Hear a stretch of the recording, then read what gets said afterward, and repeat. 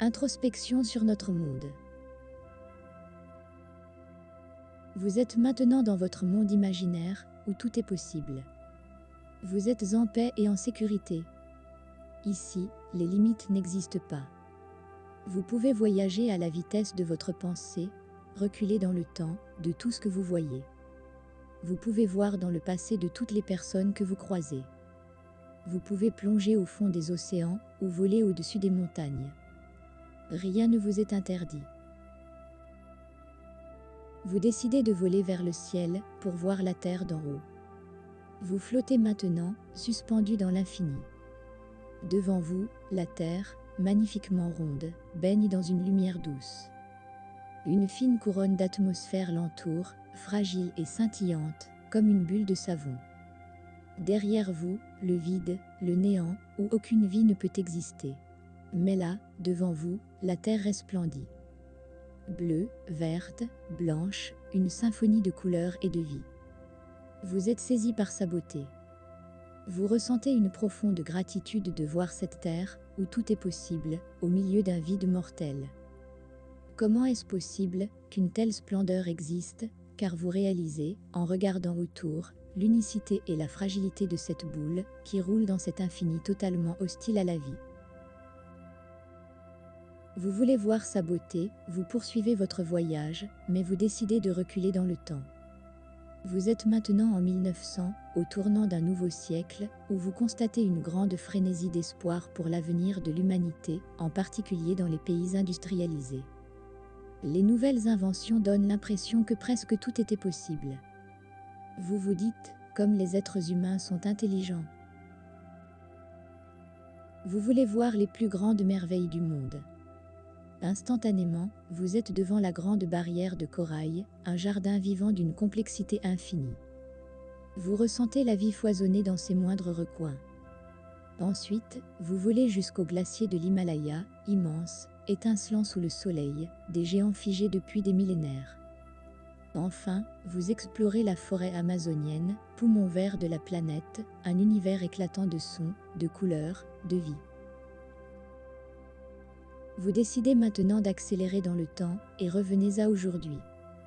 Vous voyez les conséquences des décisions industrielles prises par l'humanité. L'extraction effrénée des ressources naturelles pour alimenter un consumérisme sans limite a laissé des cicatrices béantes sur la planète. La grande barrière de corail blanchit, victime de la pollution des océans, de l'acidification due aux émissions de CO2 et de la surpêche qui a bouleversé les écosystèmes marins. Les glaciers fondent sous l'effet du réchauffement climatique, déclenché par des décennies de dépendance aux énergies fossiles et par une déforestation massive pour faire place à l'agriculture industrielle. La montée inexorable des eaux engloutit des villes côtières, forçant des millions de familles à devenir des réfugiés climatiques. La forêt amazonienne se rétrécit, due à l'expansion agricole, l'élevage intensif et l'exploitation minière illégale, emportant avec elle des écosystèmes entiers et des remèdes naturels qui auraient pu soigner des maladies incurables. Vous ressentez une tristesse profonde, amplifiée par les cris étouffés des peuples indigènes déracinés, leur voix à jamais perdue dans le tumulte du progrès. Vous observez les guerres qui éclatent, attisées par la lutte pour les dernières ressources d'eau potable, contaminées par les rejets industriels et de terres arables, rendues infertiles par l'usage excessif de pesticides et la désertification due à l'irrigation incontrôlée. Les camps de réfugiés s'étendent à perte de vue, des enfants y grandissant dans la peur et le manque, portant déjà en eux les cicatrices invisibles de ce chaos. Vous comprenez que les dirigeants de ces conflits, eux-mêmes marqués par les blessures d'une enfance malheureuse, reproduisent sans fin le cycle de la violence. Vous remarquez aussi l'absence des femmes sur les lignes de commandement, comme si une moitié du potentiel humain avait été écartée, et avec elle, la possibilité d'un leadership empreint de compassion et d'équilibre. Pendant ce temps, les villes survivantes se recroquevillent derrière des murs, construits pour se protéger des vagues de désespoir extérieur, cloisonnant un monde où la méfiance et l'individualisme règnent en maître, tandis que l'espoir s'éteint lentement, comme une bougie au vent. Pourquoi ces êtres humains gèrent-ils leur monde ainsi, alors qu'ils vivent tous sur un paradis? Et ça vous frappe? Ils sentent le vide. Ils ont raison. Il est là, le vide sidéral. Ils ont peur. Alors, ils ont bâti ce monde dans la peur de l'autre et d'eux-mêmes. Ils se sentent si seuls. Ils ne savent pas encore que pour contrer ce vide, il faut s'unir. Ils ne savent pas encore qu'ils sont tous connectés les uns avec les autres et tous avec la Terre.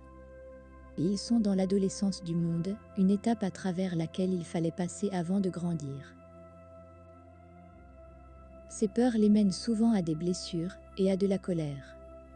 Et vous comprenez que lorsque nous nourrissons de la colère contre quelqu'un, c'est comme si nous nous enfermions dans une prison invisible, construite par nos pensées et nos ressentiments. Cette prison n'a ni barreaux ni cadenas, mais elle limite notre esprit et alourdit notre cœur. Nous pensons à tort que maintenir cette colère nous protège, nous rend justice, mais en réalité, c'est nous-mêmes que nous punissons. Le pardon est la clé pour sortir de cette prison. Pardonner ne signifie pas oublier ou excuser ce qui s'est passé, mais simplement libérer notre esprit de l'emprise de la souffrance. En pardonnant, nous choisissons de nous libérer, de reprendre le contrôle de nos émotions et de redonner de l'espace à la sérénité. D'ailleurs, en venant au monde, personne n'a reçu de manuel d'instruction. L'instruction nous est venue à force de découvertes scientifiques, de poètes et de philosophes inspirants. Nous apprenons en chemin. Alors qu'Einstein avait une grande admiration pour les lois fondamentales qui régissent l'univers, il disait « Je veux connaître la pensée de Dieu, le reste n'est que des détails ». Or aujourd'hui, ces lois fondamentales nous indiquent, à travers les changements climatiques, que nous sommes en train de détruire notre propre univers. N'est-il pas temps de faire une introspection et de chercher une autre façon de vivre ensemble ? Est-il possible que la réponse à la question d'Einstein soit de comprendre que nous sommes tous connectés les uns aux autres ? Clairement, nous avons construit un monde. Il n'est pas durable, il brûle, il fond, mais c'est notre monde. Ainsi, les êtres humains sont des créateurs. Et la plus belle création commune des femmes et des hommes sont leurs enfants. Ces magnifiques enfants à qui il faut enseigner la réflexion et leur connexion avec l'ensemble de l'humanité. Vous pensez aussi à cette phrase que l'on dit parfois « Les poètes ont toujours raison », et cela vous ramène à la citation d'Aragon « La femme est l'avenir de l'homme ». Vous savez que ce n'est pas tout à fait vrai maintenant, car vous voyez que c'est la création des femmes et des hommes ensemble qui est l'avenir de l'humanité, leurs enfants. Ainsi vous comprenez qu'un avenir meilleur ne peut être possible qu'en investissant massivement dans les enfants du monde, cet or de l'humanité, pur et plein de promesses. Vous ressentez alors une profonde compassion pour vous-même, pour l'humanité tout entière. Vous comprenez que, même si nous avons commis des erreurs, il n'est jamais trop tard pour corriger notre trajectoire. Nous devons d'abord rêver notre nouveau monde et le faire en respectant les lois fondamentales qui régissent notre univers.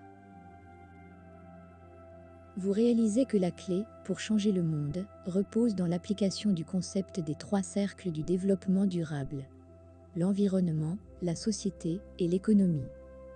Ces 3 dimensions ne sont pas seulement des piliers à équilibrer à l'extérieur de nous, mais elles reflètent aussi notre propre équilibre intérieur. Respecter l'environnement, c'est aussi prendre soin de notre propre bien-être. Construire une société juste et inclusive, c'est également nourrir nos relations et notre humanité commune. Développer une économie durable, c'est apprendre à vivre en harmonie avec nos besoins véritables et nos aspirations profondes. Vous comprenez alors que nous sommes tous responsables de notre monde, individuellement et collectivement, parce que nous sommes liés entre nous et à la Terre. Chaque décision, aussi petite soit-elle, a un impact. C'est dans ce fragile équilibre entre les 3 cercles que réside la possibilité d'un avenir meilleur. Ce n'est pas un simple appel à l'action, mais une invitation à transformer notre manière de penser, de ressentir et d'être. Vous réalisez que changer le monde commence par se changer soi-même, en cultivant la conscience, l'harmonie et la responsabilité. Et dans cette prise de conscience, une lueur d'espoir s'allume. Nous avons encore le pouvoir d'écrire une histoire différente, ensemble. Vous comprenez aussi que pour tracer un meilleur avenir, le choix de valeurs est très important, puisqu'elles seront le socle d'un nouveau monde. Alors vous choisissez la gentillesse, l'attachement, la bienveillance, le courage et la collaboration. Parce que la gentillesse quotidienne mène à l'attachement. Parce que l'attachement ouvre le cœur et amène à la bienveillance. Parce que la bienveillance amène la vision et le questionnement, et celle-ci amène au courage de prendre des décisions conséquentes. Et parce que les décisions courageuses amènent à la collaboration inévitable pour atteindre les objectifs. Alors, doucement, vous réalisez que ce voyage vous a ouvert les yeux et le cœur, et rempli de gratitude et d'espoir. Vous savez maintenant qu'il faut répandre la nouvelle, que chaque personne doit être impliquée, que chaque petit geste compte, que chaque instant est une opportunité de choisir un monde meilleur. Et vous décidez de commencer ici et maintenant. Opal DDD peut vous aider.